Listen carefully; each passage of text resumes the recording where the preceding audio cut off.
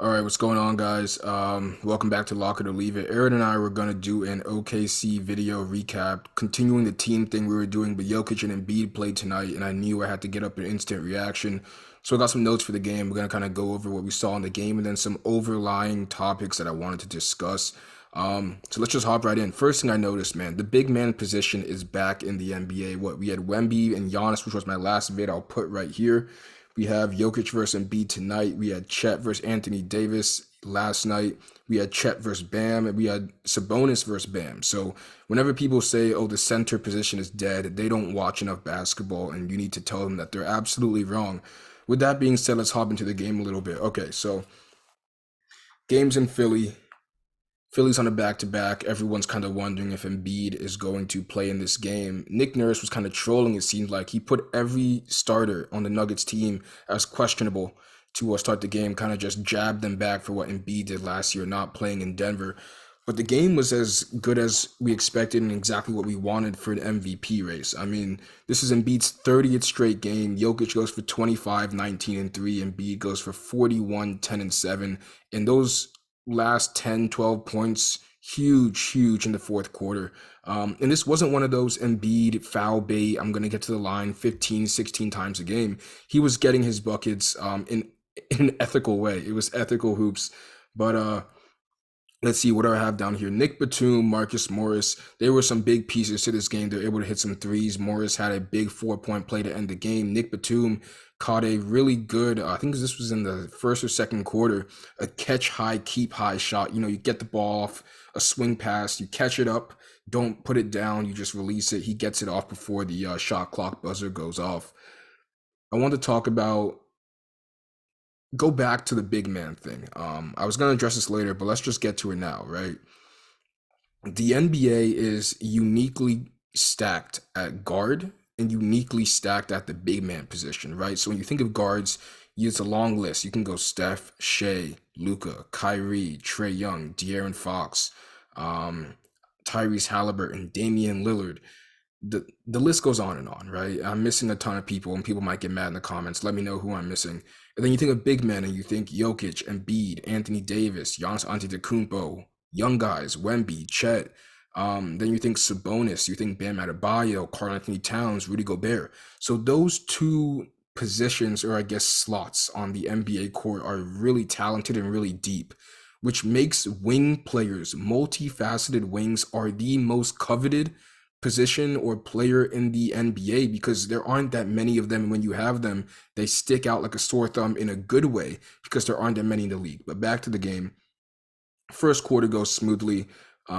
Second quarter starts, Embiid and Jokic sit to start the second quarter. And it was cool to see that their minutes were being exactly matched throughout the whole game, right? In the fourth quarter, Stan Van Gundy mentioned it. Jokic looked over at Embiid, Embiid looked back at Jokic when they were both getting up, and they said, okay, it seems like we're both hopping in at the same time. We'll get to the fourth quarter a little later, excuse me. Second quarter, though, this is what I love to see, right? When your star goes out, when your number one MVP player goes out, who steps up? And it was both guards for both teams. You had Jamal Murray on one side, you had Tyrese Maxey on the other side, and they were like, okay, cool. The number one's gone, the big man's gone. Now it's time to let me cook. Jamal Murray was cooking, Tyrese Maxey was cooking, who, by the way, is a no doubt all star. And seeing James Harden departure kind of opened up this, I guess, this opportunity, more responsibility, more production for Tyrese Maxey to seamlessly slot into, and he's done just exactly that. Um, the Nuggets, though, when you have people like Jamal Murray and Aaron Gordon, who was abusing, not abusing, but he was having a time. I think he had like five or six, seven dunks in this game, just catching people with drop steps, sealing people for offensive rebounds, being at the right spot for the dump off, whether it's Jamal Murray or Jokic dumping it off to him. He was playing really well. But you have guys like Christian Braun, another year of Christian Brown, Christian Brown. You have Peyton Watson, who's a rookie, giving you good minutes, giving you good flashes. So the Nuggets right now are kind of saying we're cruising, we're in cruise control, right? Because we know that we have 7 to 8 guys we can really go to when the playoffs start. I want to talk about when Jokic and Embiid came back in. They came back with 7:05 left in the second quarter. Like I said, their minutes were matched. perfectly. And the rebounding discrepancy has to be talked about. Now, Nick Nurse went into this matchup not wanting to get Joel Embiid in foul trouble, and I think Mike Malone thought the same thing. So a lot of times there's Aaron Gordon guarding Joel Embiid, or it was a zone being deployed on the Nuggets team so that Joel Embiid wasn't matched up on Jokic. You know, you don't want to get your star player with two quick fouls, three quick fouls in the first quarter or the first half. Um, MPJ, KCP, others, yeah. So let me put this down for a second, my notes.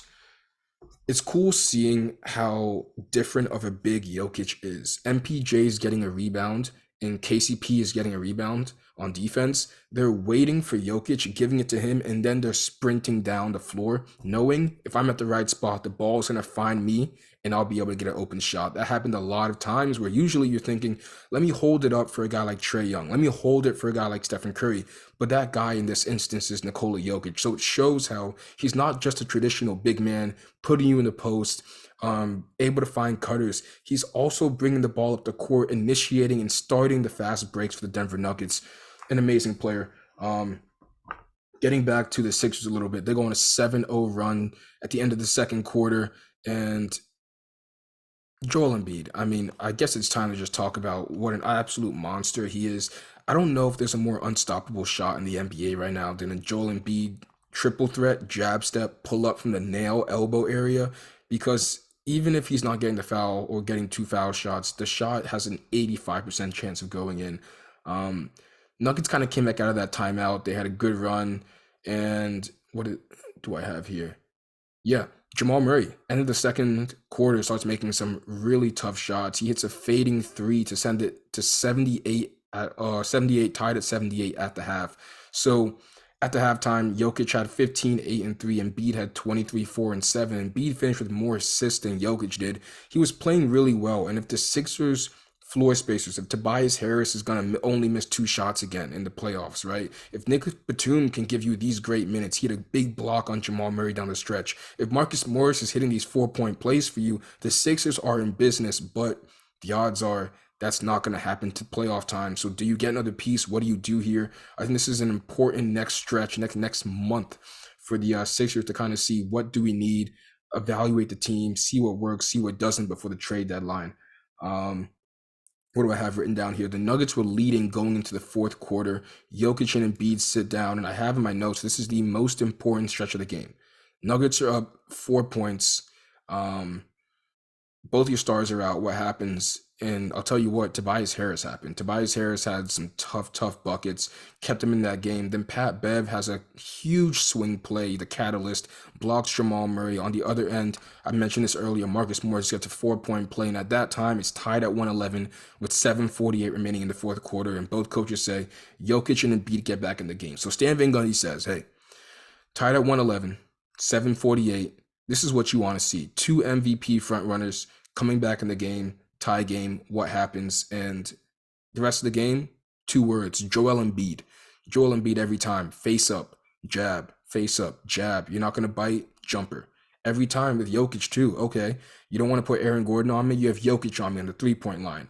Face up, jab, face up, jab. Jokic has to respect the blow by, first step, quick step ability from Embiid, and he knew that. Let me pull up, hit him with a three again. It was reminiscent of last year's matchup when Embiid finished with 50 points, doing the same kind of things, right? So my other topics I want to talk about, MVP race, first of all. This is one of those games that you go back to, you look back to when you're looking at the ballot. When the ballot voters are saying, who do I pick? They'll think back to this time when Embiid went head-to-head with Jokic on a back-to-back 40, 10, and 7, got that win. Huge. I mentioned the battle of the bigs, and then three, last thing I want to say before we get on out of here. No one is saying Embiid's a bad player. No one is saying that he's not a Hall of Famer. No one's saying that he's overrated as a player. What we're saying is that Giannis went through the same thing. Giannis went two back-to-back MVPs. He wasn't getting it done in the playoffs, and people were starting to question, starting to wonder, is this guy just a regular season guy? Same thing with Jokic. He goes back-to-back MVPs, and I get it. Jamal Murray and MPJ were injured, and I wasn't on this side of the take, but people were saying, well, the Warriors swept you, or the Suns swept you, and you got ejected in the last game. So what's going on there? And this is just a natural thing for Hall of Fame players. And it's no hate against Joel Embiid. It's saying you are a once in a generation type of player. And since we hold you by that standard, you have to have some hardware or at least reach the Eastern Conference Finals.